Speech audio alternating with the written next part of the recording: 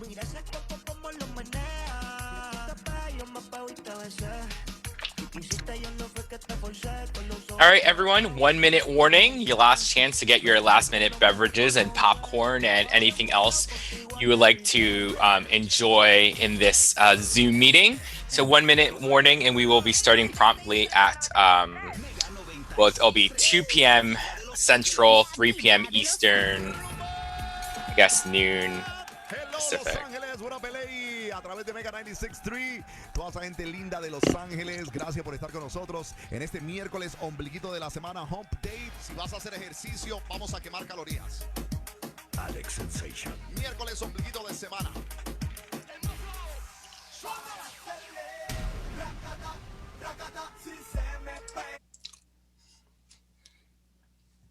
It is now 3 o'clock Eastern, so we will be starting our webinar in the next few seconds. And just making sure Asia and Yori are present, and I see that they are there because they are our co-presenters. All right, so welcome everyone to this webinar. I am Andrew or Andres Palomo with the National Network for Youth. I go by L, he, him pronouns.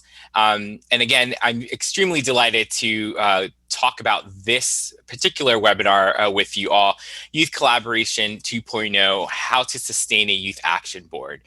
So just giving you some background as to where this conversation came from. We've been talking about like youth action boards actually since the 1970s as an organization, but recently talking about like how do we then sustain them, moving them forward, and actually continue to provide our young people with the capacity building that is needed in order to really catapult the movement. So that's where this webinar came from and why we're here talking about that. You will notice that this webinar it's not your traditional webinar. It is a Zoom meeting, right? So I have muted you all, but the reason we decided to do a Zoom meeting is because there will be components of interaction. So like using breakout rooms, using the jam boards, being able to work together like that in order to really process the materials that we're going to give you all. So just wanted to give you the heads up. So for those of you who are on the phone, no worries. We have a backup for you in order to work through this. And for those of you who are at your computers and we're tempted to write an email or write that report, just a heads up that there is some little bit of work on this. So hopefully you can join us and won't be too inundated with the stuff in your day to day. And with that, I do want to say thank you for taking the time doing this. 2020 is not over, right? It has continued like we are on like day 60 of 2020. So first I want to say thank you for joining us and also acknowledge everything that's going on from like people, there's probably people on this call who are frustrated and not being able to get vaccines for themselves or their loved ones, what's going on in our country, and as well as, there's just so much going on. So I would just want to thank you for carving out some time to listen to our webinar. Just a brief outline of what we're going to be doing, right? Introductions, which we're doing right now. I'm going to give you a brief historical context of YABs and its origins, the origin stories of youth action boards. And then my colleague, Yori, actually more than a colleague, I would say friend, Yori Berry, is a theoretical, we'll be discussing the theoretical underpinnings. Then we're going to be introducing cascading mentorship, which is like a model that we believe here at the National Network is a way that you can then sustain your youth action boards and actually drive some of that systemic change that's going on. And then some next steps. So really diving into how you can incorporate some of these things into your day-to-day, as well as helping us. Like maybe we're missing something and you can help us ensure that we're not in our own tunnel and help us see a different perspective. So for those of you who do not know who we are, the National Network, right, is we we collaborate, we advocate, and we transform. And we do that through policy advocacy. So some of you might be on our policy advisory committee or have come to our summit and have done some Hill Day meetings. We do some public education, so educating the public on the complexities and the struggles that are happening with their young people experiencing homelessness. And then also youth partnerships and leadership development. So a lot of the work that we're going to be talking about today stems from that sector. And then we also do some training and technical assistance. So I do that a lot, and I go through communities to provide training and technical assistance on cross systems collaboration. So our presenters today, I have the pleasure of introducing two amazing people that I have that I work with and have become just admire them for their work that they do, and they're just amazing people. So I'll have them introduce themselves. So first is Asia, who is a member of our National Youth Advisory Council. So Asia, I'll pass it on to you to do a small introduction. My name is Asia Ellington. I'm from South Bend, Indiana. Did you need anything, Andrew? No, whatever you want to share. This is pretty informal. So Okay. That's all you got. That's all you got. And then from Asia, we'll pass it on to the always amazing Yori Berry, who is our Director of Youth Collaboration at the network. Andrew's making stuff. Am I muted? I am not muted. First of all, thank you everyone again for joining us. My name is Yori Berry. I do have the pleasure, I consider it to be a true honor, to serve as the Director of Youth Partnerships here at the National Network for Youth, but my real title is Andrew's friend. So we're gonna go with that. And I also have to shout out Asia. I know many of you have seen the crazy weather and snowstorms that's happening all over the country, particularly in the South and a lot of other areas. And Asia's presently stranded on a layover for days. So the fact that she even prioritized showing up, definitely kudos for making time to still stay true to the schedule. Yeah. Thank you. So youth voice, youth collaboration, and youth action boards have always been part of the runaway homeless youth field, right? So it's just something that the field itself has always valued young people being at the table. So just showing you the progression, right? Like, so what are that's a photo from like the 1970s youth advisory. At the time, it was a youth advisory council, and then you see pictures there from the 1980s of our youth council doing work, and then even in the late 90s, in the picture on the top, you can see one of our young members actually doing some advocacy work. And if you look at the picture on the top above 2010. At that time, it was President Bill Clinton, and then on next to Bill Clinton's actually current President Joe Biden, who were present at some of the events that we've held throughout the years. So youth action boards, youth voices have always been a strong component of the runaway and homeless youth field. And even till today, the National Network has its own National Youth Advisory Council, but we're not the only ones, right? Like, I think shout outs to our partners at True Colors, our partners at Youth Collaboratory,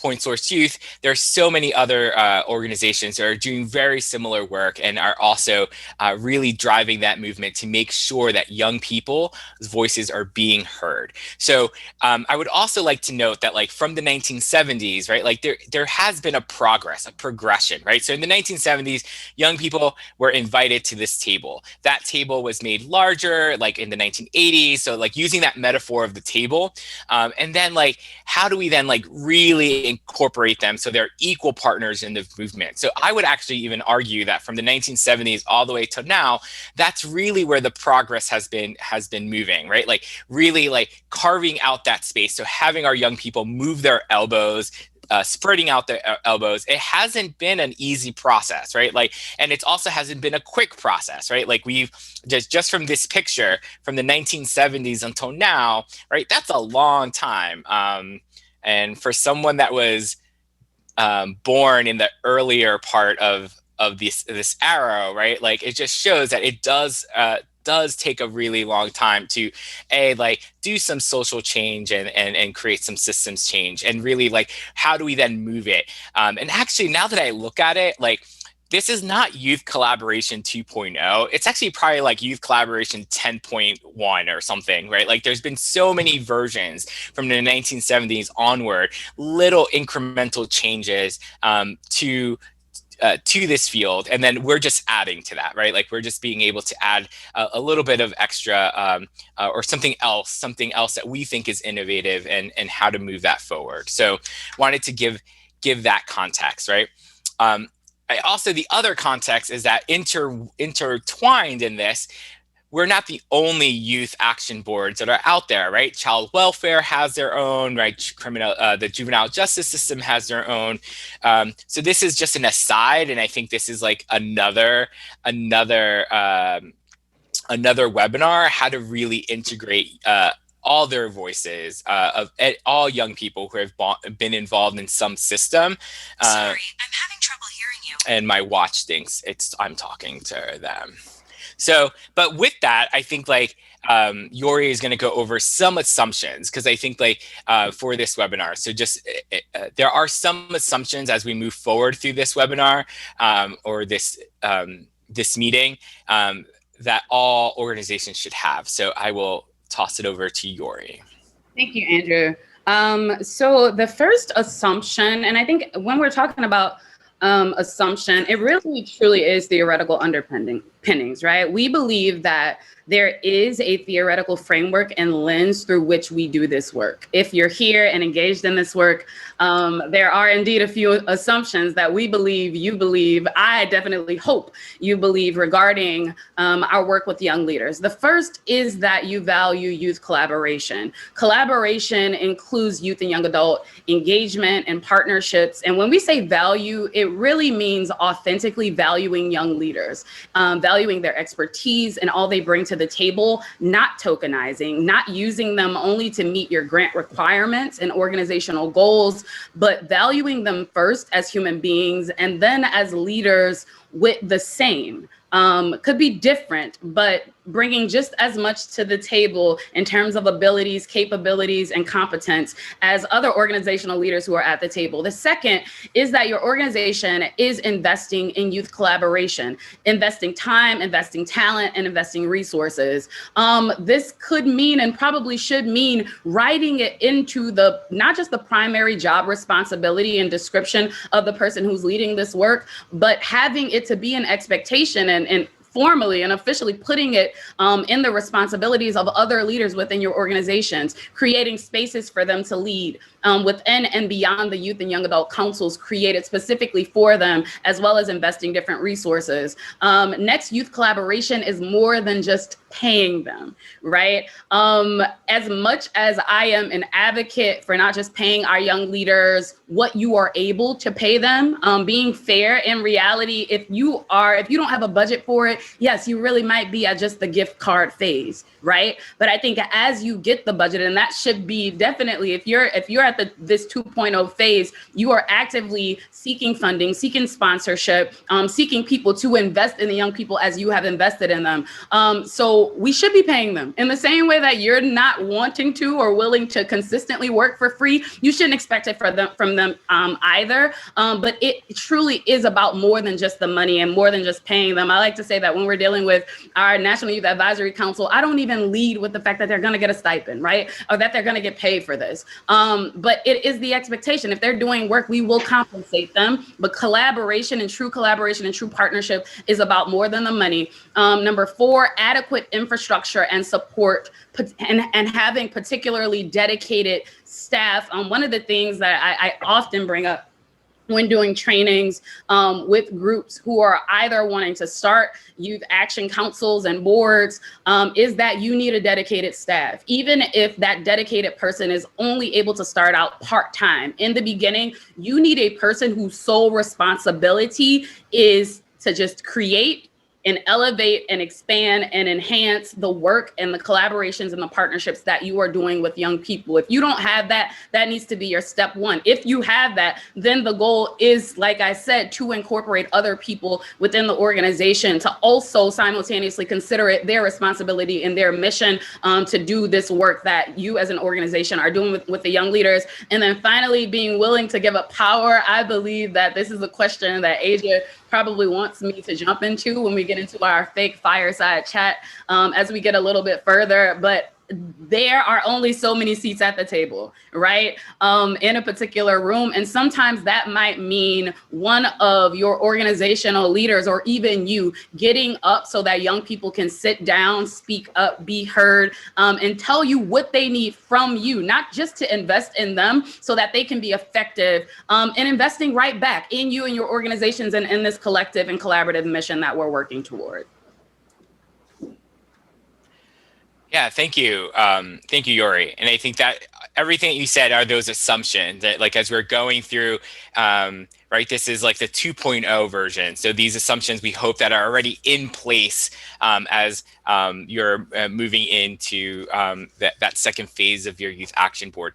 That's the one thing that, like, I really liked what you said, Yori, really or what really spoke to me is, like, your organization might be at a different phase, right? Like, but you're striving to get to these things. So making sure that you're getting there. So you might only be at the giving out gift card phases, but then how do you get to that second phase where, like, you're writing them into grants, having them get paid positions, having them then, like, be able to get, like, more than just a gift card. So that way it is, it's not just paying, right? Like that professional development piece and everything else that's there. So, and so these assumptions, hopefully, like, if you're not there yet, right, don't get too flustered, right? Like, I think, like, as long as it's like, this is where we want to be as an organization, and then creating those steps to get there. And we understand, like, going back to that that timeline from the 1970s to 2020, there's been a huge difference in how youth action boards are being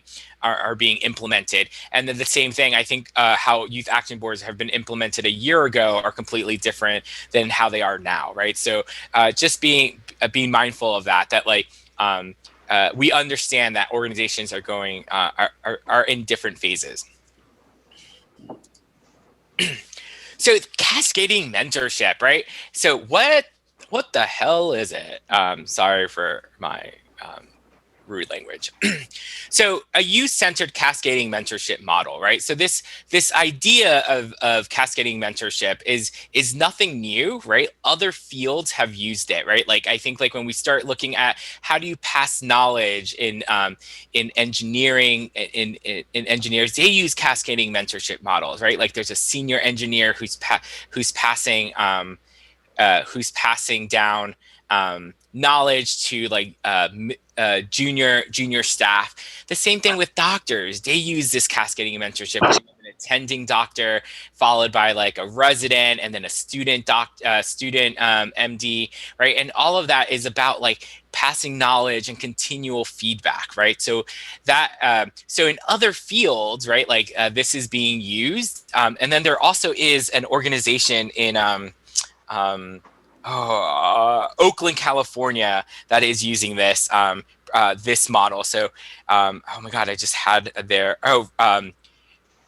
Regina Jackson at the East Oakland Youth Development Center, right? They use a cascading model in their youth programs. So we partnered with University of California and Berkeley to really strategize, like, how can we implement, how can we then translate what we're seeing in other fields, and at the East Oakland Youth Development Center, how can we make that work for runaway and homeless youth programs. So at the time, I was this is pre-COVID. I'm fantasizing about those days where I was actually with Dr. Colette Oswald from the University of California, Berkeley. We were having pizza in San Francisco and talking about this model, right, and flushing it out as how would this look like, right? So this is just a visual representation of what I'm going to go over next, right? Like where like there are like the program director, the program facilitators, the people that work in the programs, right, are having passing their knowledge down to that young leader. Like it might be one, it might be two of them who are involved in that, and then those young leaders are passing it to the newer young leaders, right? Like, so there's this, again, that cascading passage of knowledge, right? And in those conversations, right? Like in those conversations that we're having, it is about continual learning, co-learning, what's going on, right? An example, right? Like I think a really strong example that I hear a lot from young people is that like, I was invited to this meeting, but I knew nothing of what was going on in the meeting. I was completely lost, right? But using this model, right, like using a cascading mentorship model, right, it is the program, the people in the program, usually the adult partners. It's your responsibility to co-learn and share the learning, right? Like, so that would look like if you're inviting this young person to a COC meeting, that might translate to you're going over the agenda with them. It might mean that you're telling them, this is what you need to expect. These are the actors at the table. This is the historical context of why this is being brought up, right? And then even the feedback loop, right? Like I think that's right, like getting feedback from the YABs, and then being able to hear and listen for that feedback, right? So that's why it's like at the bottom, you see that there's a continual learning, right, where that feedback is going, it's not unidirectional, it is bi-directional, right? Because everyone is continuously learning and continuously getting that feedback, right? And again, like this is like our organizations often run in this patriarchal, like or hierarchical kind of way, but this is really trying to break that down, really trying to look at this from this mentorship coaching kind of mentality, right? This is similar, right? Like, and I really like as I have conversations with people, and I'm going to have these conversations with you all in a bit when we go into our breakout rooms, but really like this is how we should be operating with our staff, right? Like when you hire new staff members, you don't just throw them into the pool, or maybe you do, maybe it is sink or swim, but that's not necessarily the way we should be running things, right? Like, and like you should be, right, like there's onboarding and you're passing knowledge to them and you're giving them feedback. This is how you should write your notes. This is how, or this is a better way of note taking, and right. But all of those same things are strategies that we can use with our youth action board members of like, hey, like right, when you're leading a meeting, if we're leading a meeting, this is an effective way to lead a meeting, right? And having those conversations with young people, so that way, like they're constantly learning, right? And it's not just like the conversations. I think Yori will go. It's much more than that. Where also it's in addition to feedback, like it's also professional development, right? YABs are part of your programs, right? Like, so a cascading mentorship model assumes that a youth action board is an extension of your program. And like any extension of your program, it needs to be well funded. So I see in the chat, like, oh, like what grants can you recommend, right? Right. And I think you're right. Like there are grants that are out there, like for people to go after, and being able to funding to go after those fundings. I think right now, right, like I think like just to answer some of those questions right off the bat, I think right now there's a lot of opportunities, right?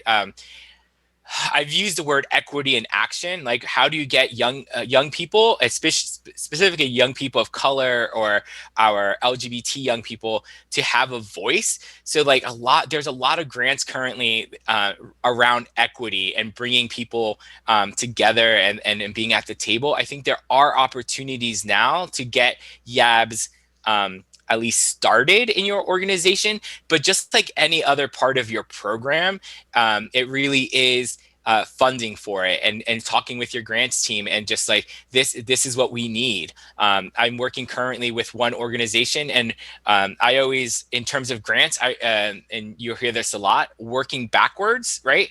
You work backwards. Start with the budget. And then with the budget, then you know how much you need, and then going after those grants, right? Like, because if you need $50,000 or $100,000, at least then you know which grants you can go over. But I'll table that a little bit. I'll pin that about getting grants towards the end, and just to be able to look at some things that are out there. But hopefully this cascading mentorship model really like resonates with some of you, and in the breakout rooms we'll have some of those questions, or in the Jamboard be able to flush some of that out. But I do think that like this is a component of being able to provide feedback to young people, and then with what Yori said before, like giving up power, with that also comes with listening to the feedback, right? Like, because sometimes we're not doing right, right? Like we're part of this system. Another thing that we should acknowledge is that we're part of systems, and these systems perpetuate inequality, right? So I think like with that, we are part of that, right? So and we need to acknowledge that, and then with that comes with able to listen and receive the feedback, right? And this cascading mentorship model allows for that. So I will leave it there about that, because I think I can talk endlessly even more about this cascading mentorship model. We are creating a toolkit, so we are in the middle of creating a toolkit. And in one of the next exercises, actually, I'm going to be getting your feedback in order to refine our toolkit. So I'm using you all.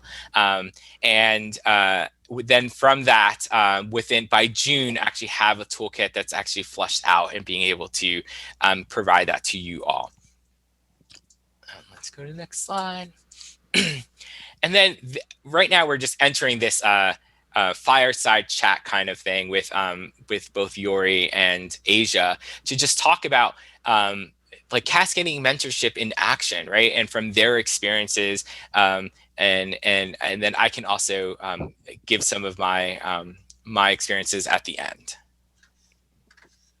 So I'm very happy to invite Asia Ellington, one of our mentor, NYAC, and I'm saying NYAC, it's our National Youth Advisory Council, because while we talk about doing work with young people and collaborating and partnering with them, it is something that we do within our organization, primarily through our National Youth Advisory Council, which is made up of young people, all of which have they've all experienced homelessness. Many of them have intersected with the juvenile justice system, are survivors of trafficking, as well as aging out of the child welfare systems. They guide every aspect of the work that our organization does, and they definitely run every aspect of my job, particularly. And Asia is one of the members of that. So we're just gonna have, I would say, just a dialogue, right? Just talking about cascading mentorship, generally talking about things like leadership, about power, and what other questions Asia, may have for me. But Asia, if you can just start by telling us about your current leadership roles within and beyond the National Network for Youth. Okay, sure thing. So I'm an NYAC member and mentor, as they mentioned. And then I've done an N4Y Summit breakout session. I was a presenter. I contributed to Chapin Hall Research with their homeless youth count. I've done Baker McKenzie presentations. I was a speaker for the legislative briefing on Capitol Hills. I run a mentoring organization, 3 Year Wings. It's a nonprofit 501c3 organization. I sit on the board for Futures Without Violence, their advisory board. I'm social action chair of Sigma Gamma Rho Sorority Incorporated, and also I sit on their 501c3 committee. I am a business coach where I coach aspiring entrepreneurs, program coordination member for the Housing Choice Voucher and Family Self-Sufficiency Program under HUD.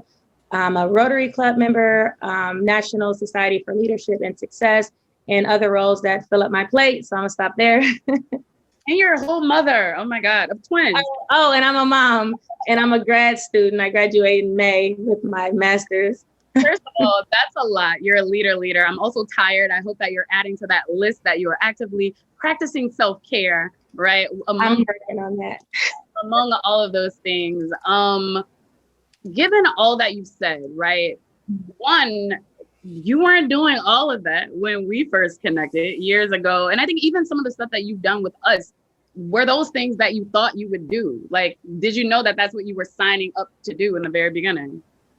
No, I think if all of that was laid out for me, I probably wouldn't have joined. So I think, and I see there's a method to the madness.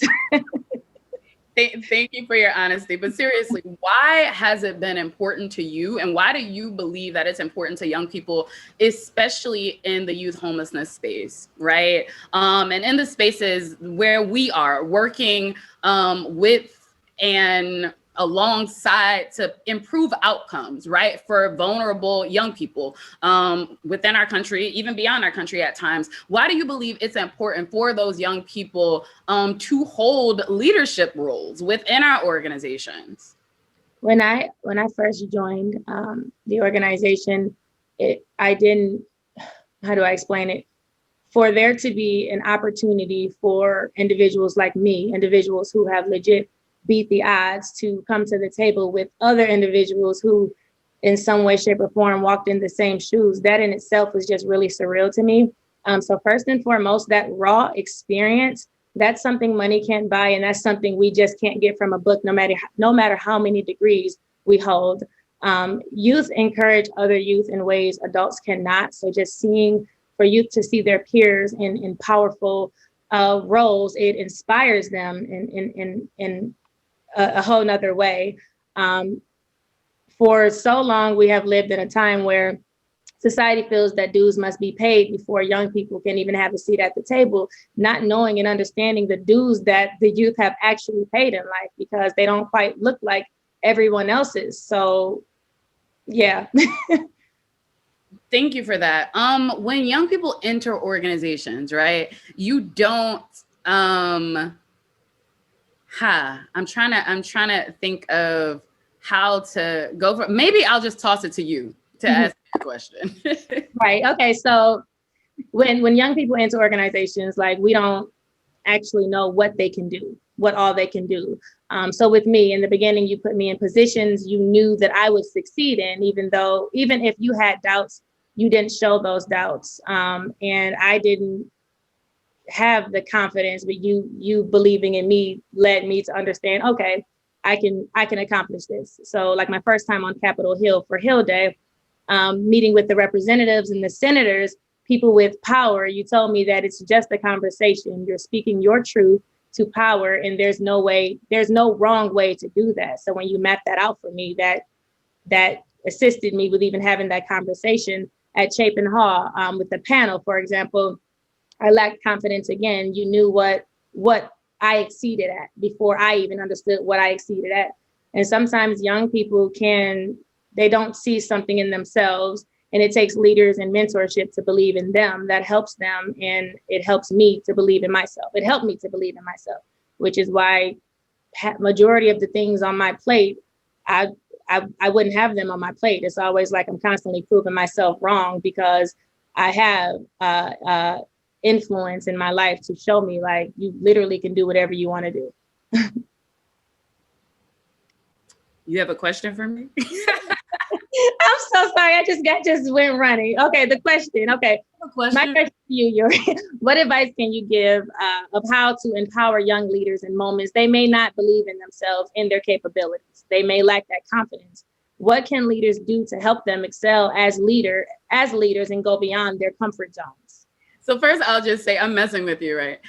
First, I'll just say you are a rock star.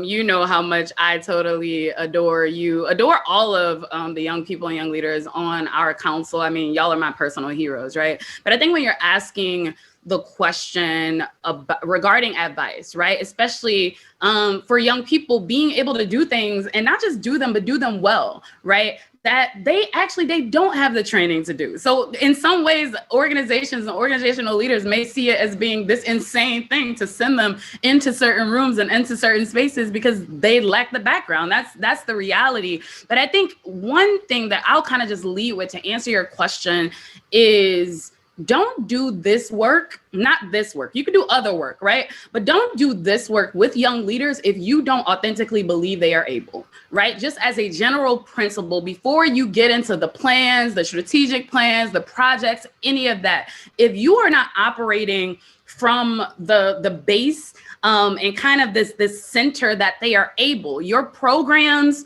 projects, and councils, when you're experiencing moments where they're not living up to the expectations or what you thought it would be and they're suffering, trust me, they are not suffering because young leaders aren't producing. I believe in those moments when they're suffering because other adult leaders, self-included at some point, right? And organizations at the table don't believe that those young leaders are able to produce at the level you want them to produce.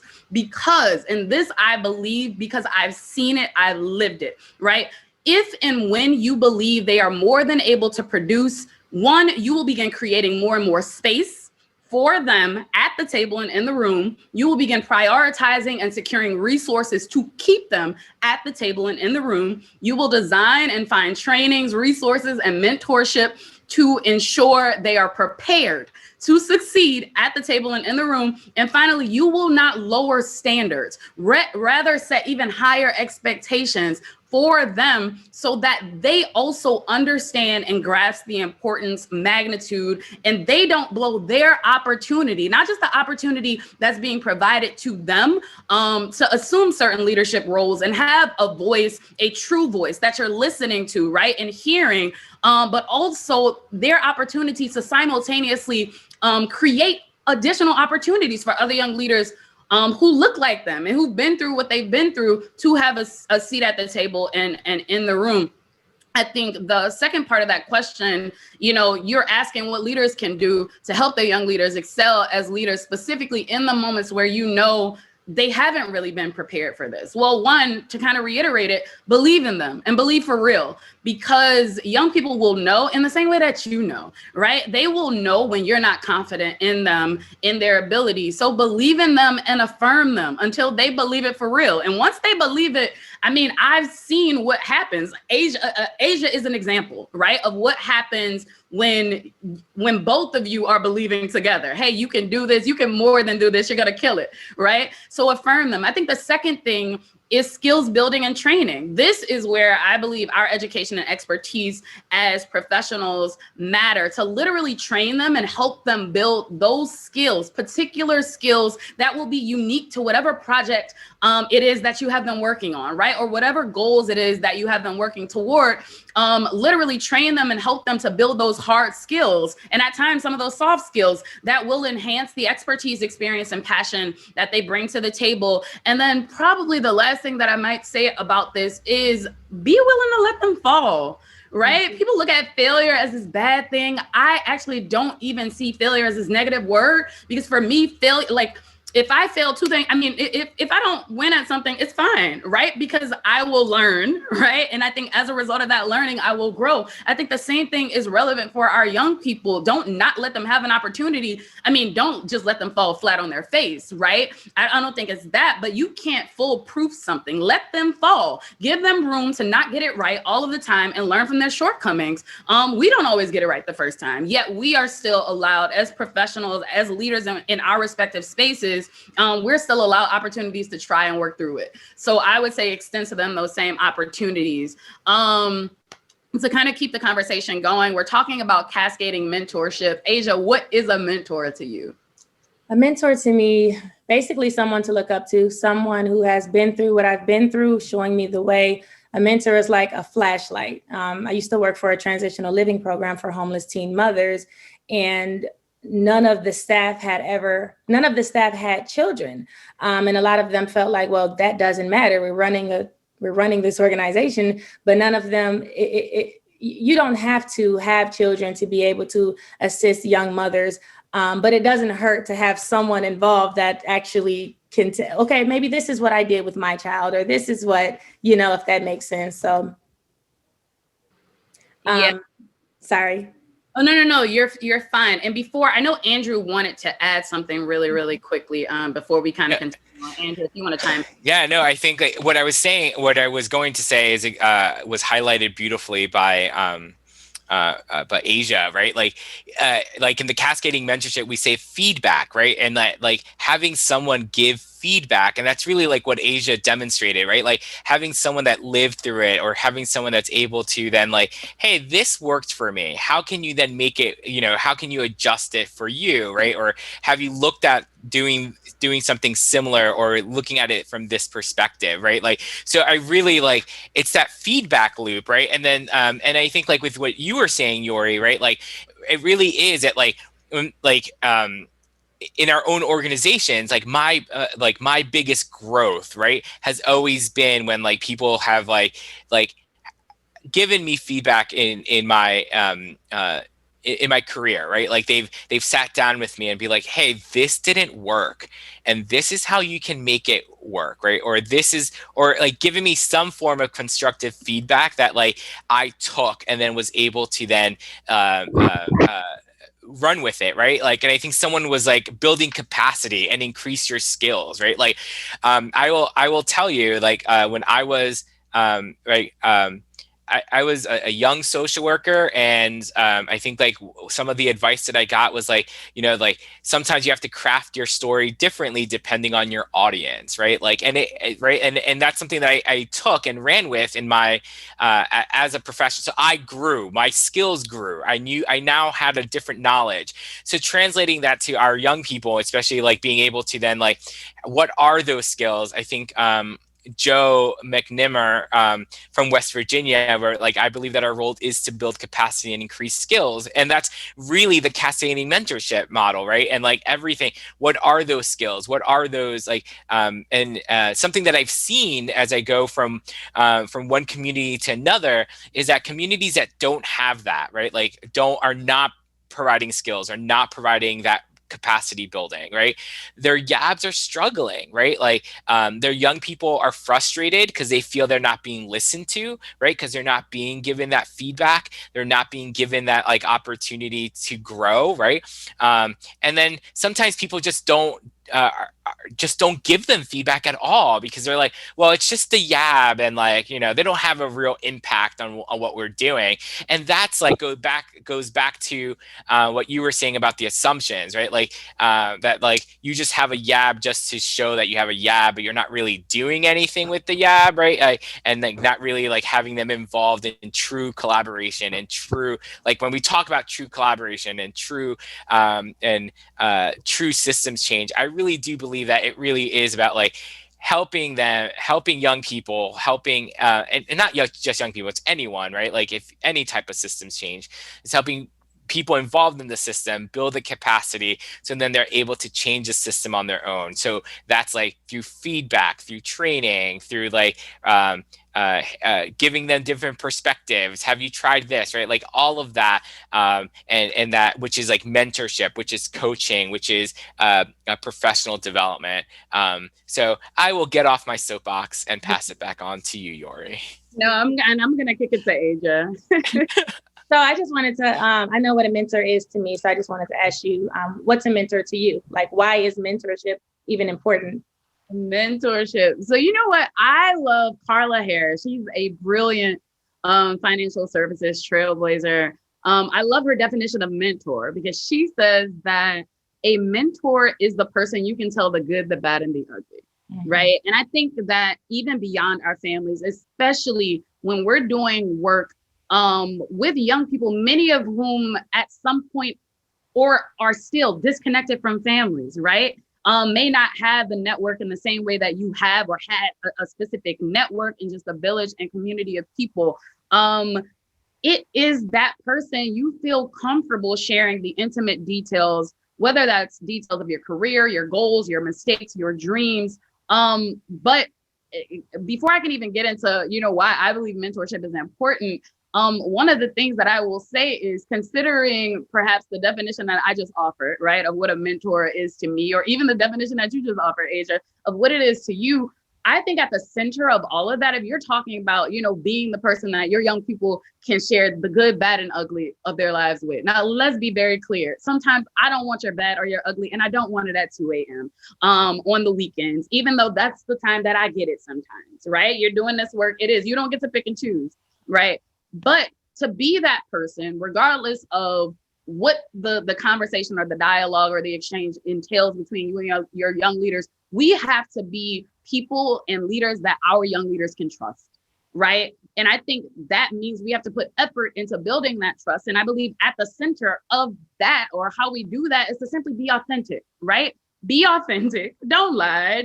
I mean, like I said, they're gonna know they know when you're lying, and I hope they call you out on it, right? In the same way that my young people don't hesitate to call me out.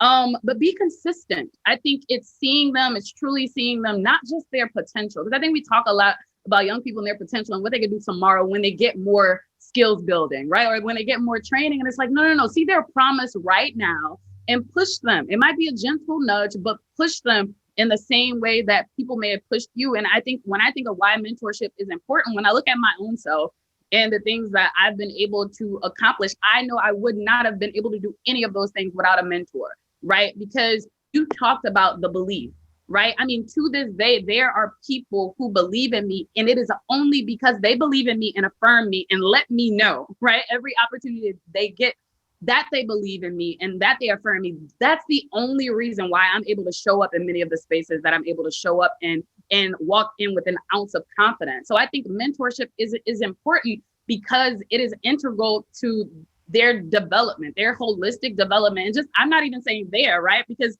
I'm an older millennial, but I'm still a person who needs mentorship, right? It is important for us and for our development to have people who've gone through some of the things that we've been through, to be able to guide us, perhaps using some of their mistakes, right? Not always their successes, but sometimes some of their mistakes, to be like, hey, I think this could be good for you, but still allowing those young leaders and young people the room to make decisions that are best for them and equipping them, right? To be able to listen to their own voice and follow their own path. So I think in talking about mentorship and even preparation, right? Can you talk more about just maybe some of the ways that your work with us, with the network, with the NYAC, has provided both mentorship and or helped to expand your leadership? Gotcha. So I've never in my life felt like I really had a mentor. But Yori is actually my mentor. Now, when I first told her this, she was like, no, I'm not your mentor, but she's my mentor and she can't get rid of me. And I think she knows that too. But just that support piece and that confidence, being able to help build my confidence, even when she doesn't know she's doing it, she builds my confidence. I think just understanding that, taking more risks may be best. And then knowing like, okay, well, you have a lot going on, so maybe scale back some. Amazing opportunities can present themselves again. It may seem rare in the moment, but you have to do what's best for you, not just what's best for your business, but also what's best for your mental state. My mentor, Yori, is there, whether it's opportunities or just someone to call on when I feel down. And in 4Y, NYAC, it's like a complete family, whether there's a group message, hey, I'm not feeling well, or the check-ins, what color heart are you today? And then the next day, okay, there's all of these opportunities. List what number you want to be involved in. So it's just that unlimited support. Yori has written grad school letters of recommendation for me, and I think like 5 other letters of recommendation. My current place of employment, and I didn't even mention this, I'm an investigator for the Human Rights Commission. And before I got this position, the first time I did an interview for it, I didn't get it. And they said I didn't get the position because I was more so an advocate. I've always been an advocate. And in that position as an investigator, you have to be very neutral. So they didn't know if I can be that. Yori and I had a conversation and just assisting me with whether it was interview notes or like Andrew said earlier, just adjusting yourself for the audience. So I can do this position. I just have to adjust. And whether that be, checking your biases, understanding that you're not a social worker, you're not a mentor. Right now, you are a investigator who is neutral to the company and to the charging party. Looking over flyers when I'm doing events for my organization, editing bios, talking me off the ledge at times. I think I kind of owe Yori a salary at this point, now that I'm mentioning all the things that she has done. But no, the entire organization as a whole is so much to try to explain in a paragraph. But all of that contributes to just that mentoring piece. And then that genuine piece. I have very, very bad anxiety. So a part of that, when individuals are not genuine, or I am in spaces where I'm very uncomfortable, it can, like, when someone is not authentic, it can make or break even my engagement, which is why it's so important for us to be authentic when we are working with youth, or when we're working with anyone in that sense. And if it's not for you, then there's absolutely nothing wrong. I'm in grad school right now for social work, and a lot of the social workers, they drop out. And I think when we all come together as a cohort, they ask us, okay, why are you in the field of social work? And a lot of the answers are, oh, I just want to help people. But I don't think they really understand what that's going to entail. It can self-care is key with social work. It can make or break you at any moment. So just being upfront, just putting everything on the table, the good, the bad, the ugly, this is what it is, and then let people make that decision from there. But for you, Yori, I wanted to ask you, when it comes to true partnership with young leaders, what does it mean to give up power? Like, what's the point of giving up power? How can power even be used by young leaders? And I know that was a loaded question. It was. And before I even answer that, one thing that I will add, in listening to your comments before,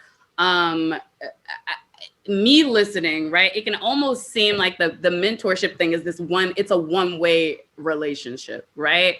But to be clear, I benefit just as much, right, from those exchanges. Like and I think that's a big part of cascading mentorship, right? It is reciprocal. It's not just you investing in young people, but you investing because there are also personal benefits, right, to that investing, other than just being able to say, oh, I did something decent today, right? I think it's that. But in answering your question, when you ask what does it mean to give up power, I imagine you are talking about the conscious stepping back, right? Perhaps that happens when organizations and leaders invite young people to the table and into the room for authentic engagement and partnership. First, if that's the frame that I'm seeing it, I don't see it as giving up power, because giving it up means relinquishing it. Rather, I see it as a transfer of power. And when it's transferred, that way the power is still at the table, it's still in the room. Now I just get to share it with young leaders who are just as capable and competent as me. And I think in sharing that power, it also means that I am sharing the responsibility, right? I'm not just sharing the vision and the visioning and being able to write the goals and decide what we're gonna do as we're working on this project, but that means that I get to share the responsibility. And for those of you who are doing this work, if you are anything like me, you are overextended every single day, right? It's just the reality. There's not enough funding and backing and manpower to do what we're doing. And meet kind of just the needs, all of the needs that are out there, without at some point probably being a little burnt out at some point. And what I found is sharing that power actually makes my job much easier, right? Because at that point, like I said, we're sharing tasks, we're simultaneously sharing responsibility. The other thing that I will say is, what does it mean to really give up power? I think it's checking your ego. Who cares if you have this many years of experience, or that you have degrees and perhaps even advanced degrees that qualify you to do this work? I have 3, so what? I also had an ego in the very beginning, if I'm being honest, that had to be checked. I had to check that years ago if I wanted to be successful, if I wanted us to be successful, right? I believe our credentials qualify us. When I spoke about the skills building and the training and even the mentorship and being able to see young people thriving in positions that they don't yet see themselves, like that's where our credentials kick in and our experiences kick in. It qualifies us to do and be many things that are indeed necessary to our programs and interactions with young leaders thriving. But being a young person right now with lived experience isn't one of those things. Part of being a good leader is really knowing and understanding your limitations. When you know your strengths and superpowers, do that and do it well, and then find others, many of whom are the young leaders who are already at your organizations, already connected to your programs, finding them and figuring out their strengths to figure out, okay, they may be strong in areas you're lacking, right? And expertise on what their generation needs, they will always be more of an expert on that than me and any of us who literally, we're not them, right? So I think for me, when it comes to youth and young adult engagement and partnerships, young leaders will always have the upper hand of what it means to be a young leader, right? With lived experience. So I want them on my team at all times because I know that I and us as an organization, we cannot win and meet our goals and change the landscape, right? And the trajectory of young people who are experiencing homelessness in this country without them, period. As we wrap this up, because I know we kind of talked much too long and we still have an activity and exchange for you, Asia, any final thoughts, final advice, recommendations, or key takeaways that you really just want attendees to walk away with today? I would just say, don't overthink it. I feel like as a world, we just overthink everything. When working with youth, they should be the leaders and we should essentially be their flashlights. Thank you. Andrew, kicking it back to you.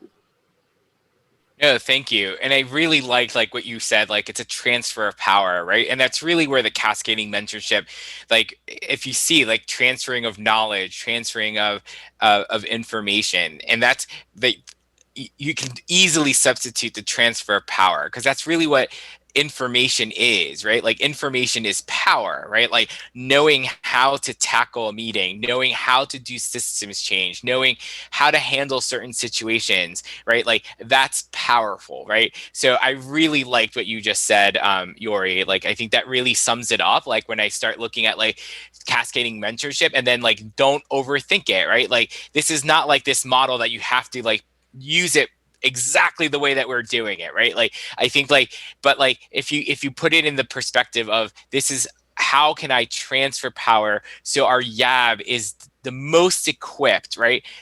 So the Youth Action Board is the most equipped in order to be in that COC meeting and be able to change the system in the COC. How can I equip them to then be able to meet with the legislator so they can like really have meaningful conversations? Or how can I equip them so they can get that job, right? Like exactly like what you were saying, Asia, right? Like getting that like that feedback from someone of like how can I want this job. What do I need to do? Like take notes. How can I like prepare myself for that interview? Right? Like all of that is like a transfer of power. So I want to say thank you to both of you for sharing everything that you just described and just some concrete examples, right? Like of that transfer of power, right? The reviewing of agendas, right? Like these are easy things that we can do like right now of transferring power, like review agendas so that way young people know what to expect in that meeting. They can be prepared and be able to be powerful in those meetings, whether it being a COC meeting, a board meeting, etc. Provide feedback, right? We learn from being challenged. We learn from like giving, we learn from constructive feedback. We learn from like looking at things from different perspectives, right? So providing that feedback is crucial.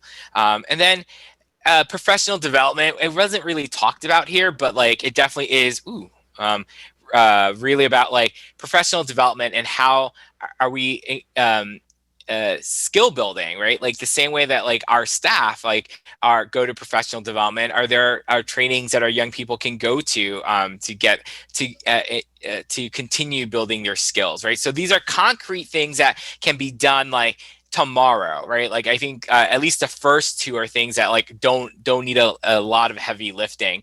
The professional development might need heavy lifting, like to find like the funding in order to get that. But I think that is just something for everyone to move forward. So next steps, we're gonna try this, and then we will see how it goes. I think we might lose some of you, but we are going to try, which is using our Jamboard. So for those of you who have not used a Jamboard before, it is on your screen.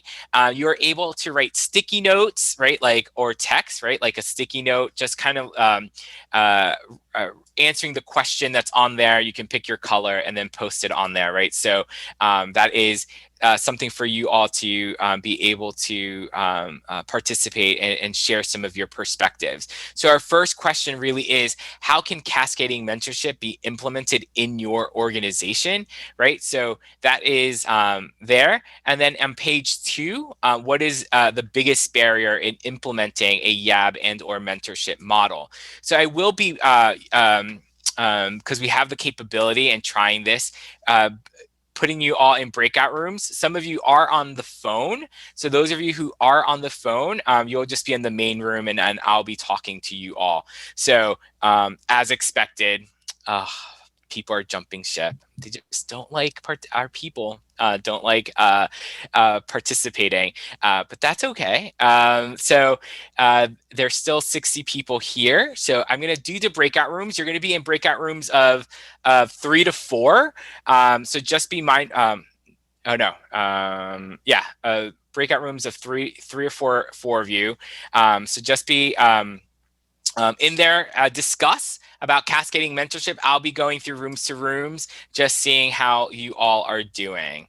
So I think, yeah. So I will assign automatically. And then please use, I'm going to put the breakout, the Jamboard in the text. In the text, you can then go on there and then be able to put your sticky note, and then we'll come back to the main room and then discuss some of the sticky notes that are in there. So we will be doing this in 3, 2, I need to adjust.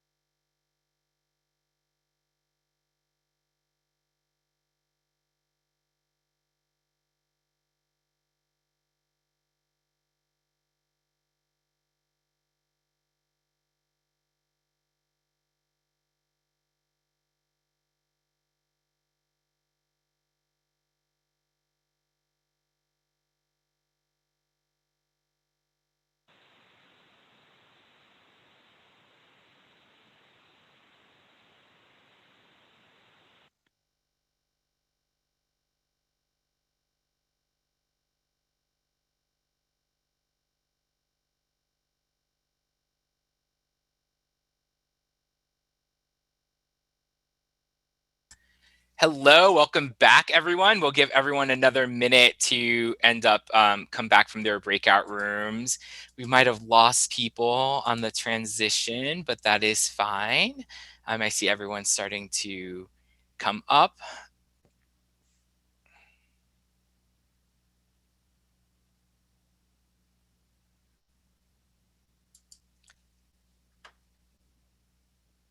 I see people are still working on the Jamboard, so thank you so much for providing your feedback. I'm actually pretty impressed. There's a lot of things that are going on here. And I think some of the stuff that like just going over like what you all wrote in your Jamboards, and I was awesome to be able to listen on various, or I had the luxury of playing uh, the overseer and being able to look at uh, various chats. And it was actually pretty impressive, right, and what everyone was talking about, right, like what's going on in your community. So I wanted to just give you an applaud on my end, because I think the work that you all are doing is just amazing. But just some of the things about like how can cascading mentorship be implemented, right? Like I think that the green one in the middle, I'll use my laser pointer here, right? Giving feedback and allow others to make their own mistakes. I think that one's really crucial. I was just in a chat, the last chat that I was in, right? Like, what does it mean to be equal partners, right? And being at the table, right? And I think like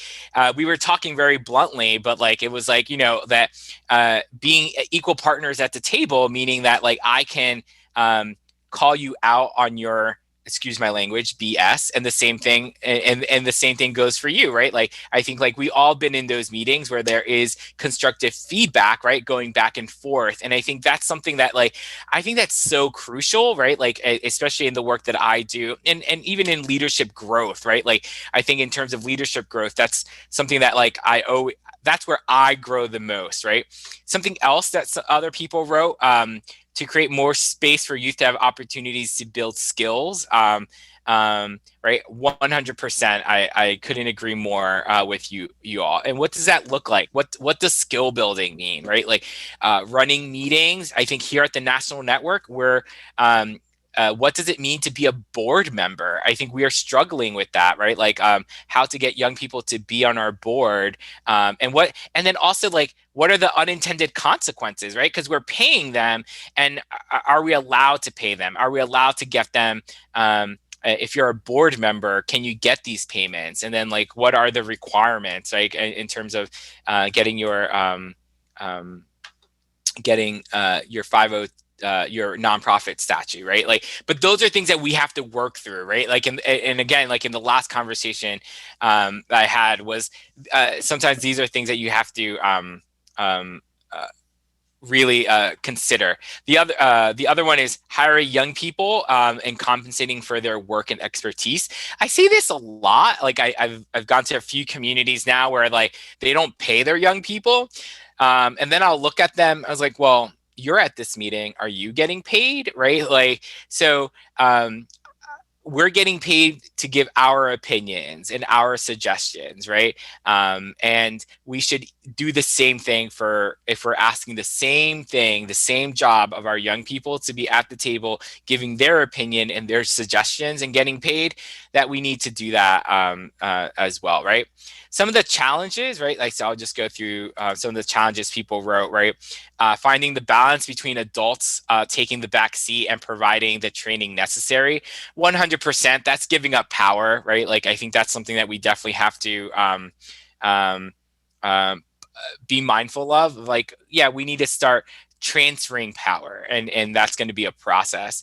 And then the other two are just during COVID, right? I think COVID has resistance at the agency is another one about that goes along with transferring of power. And then COVID, right? How do you do this virtually, etc. So those are definitely challenges, right? So answering some of the questions that were in the chat regarding grants, right? Like I think like working backwards in order to start your grant, in order to have your grants, and let me put the last slide up. So working backwards in order to get your grant, so you know how much to spend. We're looking like it's not an easy answer, right? And for grant hunting, so like we're looking at community foundations that are out there, right? Like right now, we're estimating for one of our YABs, one of our local YABs in the northeast of the U.S. We're estimating that we need about $50,000. So at least now we know that like what type of range grants we can have. Community foundation grants offer that. Sometimes like private. Corporate grants, right? Like $50,000, like for payments for a whole year for young people can cover that, and then just crafting that argument for them. So that's what we've been looking at a lot. And then from a federal standpoint, there's also the YACPs require communities to have YABs, and there's money in them built in order to do that. So I know we're almost at time, so I just want to, if I don't put this plug in, my boss will be really mad at me. So we do have our virtual conference and virtual Hill Day, March 24th and 25th. So if you haven't looked into it, we are going to be talking more in depthly about some of these issues. We are having our Canadian partners talk more about their experience in doing prevention. There are some I'm working on a session right now with Kim Frierson to do how to implement DEI work in runaway and homeless youth programs. So doing that specifically for RHY programs. So just wanted to flag that if you haven't already. So and then lastly, just want to say thank you all for participating, since I don't want to take up too much of your time. I will stay on if there's anyone that like wants to talk and be able to answer your questions then. And then that's me. I am Asia's Jiminy Cricket. I just sit on their shoulder constantly, telling them bad advice, and I'm the bad kind of Jiminy Cricket. And Yori. So from the whole team here at National Network, I want to say thank you. And anyone that wants to stay, I will stop recording. So if you want to stay and say things candidly, you may. So with that, it is now 4:30. Thank you so much, and hopefully this you found this helpful. Thanks, Andrew. Yeah, no, thank you. How do I stop recording?